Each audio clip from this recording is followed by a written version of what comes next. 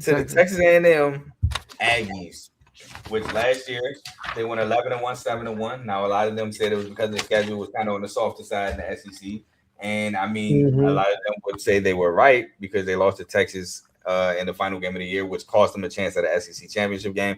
Which, Crazy. to be honest, they weren't going to beat Georgia in my opinion. And would they have played Georgia? No, I think about it. Yeah, they would have to because Georgia had the tiebreaker over Ole Miss. No, they might have had to play Bama. Hmm. That would have got interesting because Bama beat Georgia. Who about Ole Miss though? They didn't play Ole Miss, and Ole Miss lost to Georgia, so they'd have been automatically out. Oh, I And got Bama you. had to lost the tiebreaker. It might have been Bama versus Texas A&M. So Kalen DeBoer might have. I don't know. That's not. I don't have a definitive winner in that game because Bama can't run the ball, and Texas A&M has a really good defense, and they had a really good pass rush, and you would allow them to pin their ear back and go get you. So that'd have been a tough game to call. But that's coulda, shoulda, woulda business. They didn't take care of business, and it cost them an SEC title shot. Then they play in the college football playoffs first round, and they lose 10-3 at home in Kyle Field to the Hurricanes. Again, only scoring 3 points. But with that being said, they went and go hire a new OC, Holman Wiggins, who was promoted from co-OC and receiver coach to OC, and they had to go look for a DC because their DC coach left. And they went and got Lyle Hemphill, who was promoted from senior assistant and was 2024 JMU's defensive coordinator and safeties coach. So they got a new DC OC, but I think defensively Mike Elko is going to have his fingerprints all over that as the head coach anyway. But Marcel Reed, a lot of guys not Hmm. sold on him. I'm a lot of guys, by the way. Yeah. Great athlete. I'm just not sold as a quarterback, to be honest with you. Joe, talk to me about Texas A&M. Defense is still elite, in my opinion. I think the defense is gonna be really good. But like you said, Marcel Reed is the big question for this team. And you called it too. You called it too. And it shows in the playoffs. But but he got some weapons around him though. He He got does. some weapons. Mario Craver. But they did lose Casey Concepcion was a big Mm-hmm. loss. But they got some other guys that I know you're gonna get to it. The returners and transfers and all that stuff. Yep, he sure did. But yeah, I was out, not necessarily out. I just wasn't really as high as everybody else on Marcel Reed. And I think now people are coming around to the other side. They did have a running game though, even though they lost Le'Veon Moss. They still got Amari Daniels and Ruben Owens last season. Now I think it's just down to I want to say now it's just down to Amari Daniels.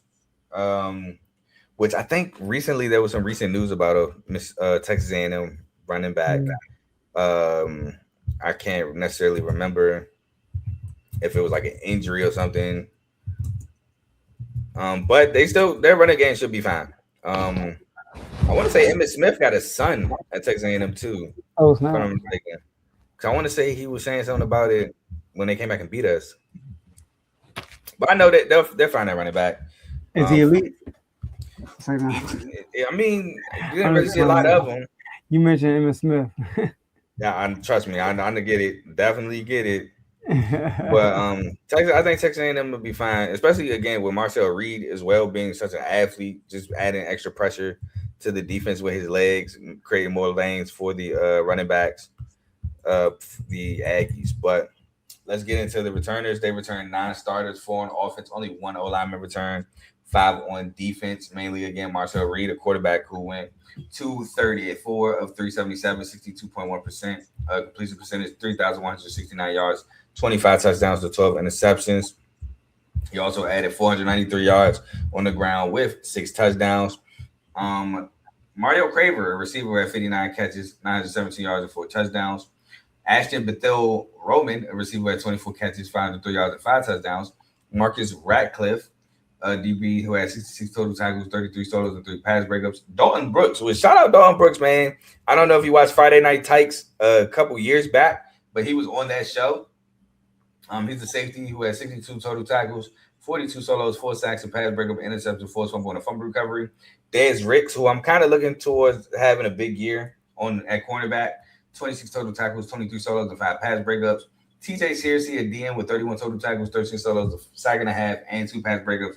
And Damian Sanford, a linebacker with 57 total tackles, 25 solos, 3.5 sacks, 2 pass breakups, an interception, 2 forced fumbles, and a fumble recovery. Now they did lose Le'Veon Moss. was a big loss, but again, I think they'll be fine at the running back position. Again with Ruben Owens, and I want to say Amari Daniels. I'm not sure though. But Le'Veon Moss had 77 carries, 404 yards, 5.2 Mm-hmm. carries, 6 touchdowns. Kevin Concepcion or Casey Concepcion, whatever you want to call him, receiver drafted to the Browns with 61 catches, 919 yards, and 9 touchdowns. Nate Bornkreischer, a tight end on the Jags, who had 19 catches, 198 yards, and 3 touchdowns. They lost Toyin York, linebacker on the Broncos, who had 72 total tackles, 32 solos, a sack, 3 pass breakups, and a fumble recovery. The blanket Will Lee, now on the Panthers, cornerback who had 50 total tackles, 40 solos, a sack, and 8 pass breakups. Cassius Howell, an edge rusher on the Bengals, 31 total tackles, 20 solos, 11 and a half sacks, 6 pass breakups, and a forced fumble. Albert Regis, D tackle on the Jags, who had 49 total tackles, 18 solos, 2 sacks, 3 pass breakups, and a forced fumble. And Tyler Onedium, a D tackle on the Broncos, who had 48 total tackles, 18 solos, 2.5 sacks, and a forced fumble. Anybody when you want to talk about before we get to the transfer portal? Mario Craver, Sir. a big weapon for him right there. Um, Also, I know you mentioned all the other stuff, but Ashton Roman Bethel, Mm-hmm. another weapon. You talked about Ruben Owens too. Um, like I said, they got weapons, and I got another person I wanted to name, but we ain't go over the transfers yet. Mm-hmm. Another guy they got from the transfers was another weapon for them, who came from he came from Bama. Well, we gonna get to it, Mm-hmm. but he did. Okay, cool. He did. So. Oh no! I was saying, you know what I'm saying, because you said we're gonna get to it. By the way, EJ Okay. Smith actually graduated from Texas A&M. He's in the league trying to make the Chiefs.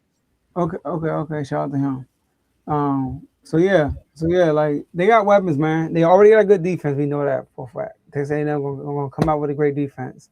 It's all Mm-hmm. about the offense. Like how can Marcel Reed do his offense? And like I said, like you've been talking about him all year, and then he laid an egg in the playoffs, right on cue. Mm-hmm. So Amari Daniels is also gone from Texas A&M roster program. So dang, it's just yeah, Ruben Owens. But let's get into the transfers where they had the 10th overall recruiting class, 12th in transfers, bringing in 19 transfers. yeah, that's right. Isaiah Horton, huge transfer receiver from Alabama. That's what I was talking By about. way, yeah, okay, cool. By way of the Hurricanes 2 years ago. He had 42 catches, 511 yards, 8 touchdowns at Bama. So he's looking to help Marcel Reed out in that aspect.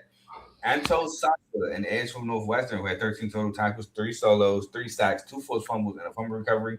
I think this is a big pickup here. And Taufik Byard, Kevin Byard's little brother from Colorado, safety, who had 79 total tackles, 58 solos, half a sack, 4 pass breakups, an interception, and 2 forced fumbles. Ray Coney, a linebacker from Tulsa, who had 128 total tackles, 41 solos, 2 sacks, 2 pass breakups, and a forced fumble. And last but not least, Ryan Henderson, an edge from San Diego State, which, if you remember, San Diego State defense last year was elite. The DC is now gone, however, but he had 7 sacks, 22 total Damn. tackles, 17 solos, and a pass breakup at San Diego State, looking to replace the Cassius Howell production of last year. Any transfers you want to talk about, Joe? That's crazy. He had how many sacks? 7. 7, and they got him like third string basically. He's Really? good. Yeah, Wow, they must got some. Hey, salute. yeah. Um, but shout out to him. But I wanted to talk about like Isaiah Horton from Alabama, and like you Mm-hmm. said, also Miami.